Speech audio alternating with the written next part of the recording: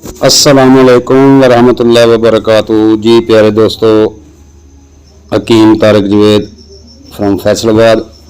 प्यारे दोस्तों, 2 दिन या 3 दिन वीडियो ना डालने का एक रीज़न था, जिसकी वजह से मैं वीडियो अपलोड नहीं कर सका। इसके लिए माजरत हूँ। आज थोड़ा सा टाइम लगा तो मैंने कहा कि दोस्तों के लिए एक तोहफ़ा पेश कर दूँ।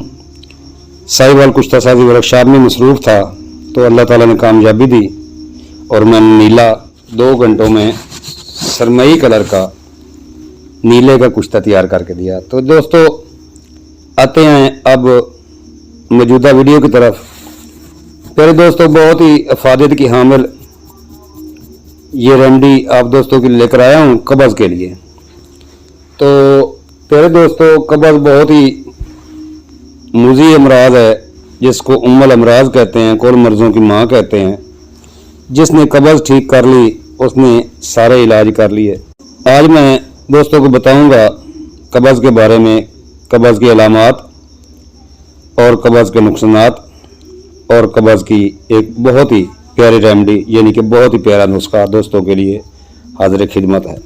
कब्ज़ एक आम मसला है और दुनिया भर में करोड़ों अफराद को रोज़ाना इसका सामना करना पड़ता है, जिसकी वजह से इनकी ज़िंदगी में मुश्किलात पैदा हो जाती हैं। ज़्यादातर अफराद को इस मसले का सामना रमज़ान और मुबारक में करना पड़ता है, क्योंकि रोज़ा रखने की वजह से पानी का इस्तेमाल कम हो जाता है।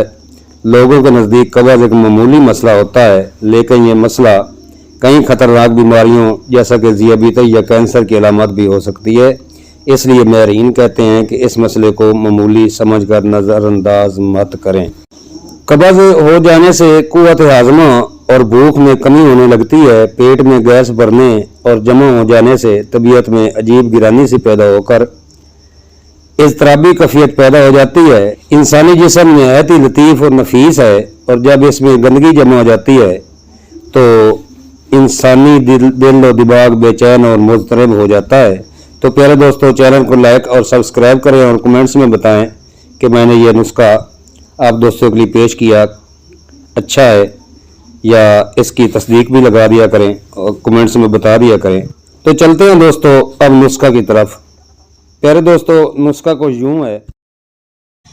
एलवा, जिसको हम मुसब्बर भी बोलते हैं, रेवंद सारा, मिर्च स्याह हर एक 10 ग्राम, रेवंद खताई नौशादर हर एक 20 ग्राम, सुंड सना मक्की हर एक 30 ग्राम, बारीक पीस करके 500 मिलीग्राम का कैप्सूल भर लें। 1 या 2 कैप्सूल रात सोते वक्त नीम गर्म दूध के साथ खाएं या पानी से दें।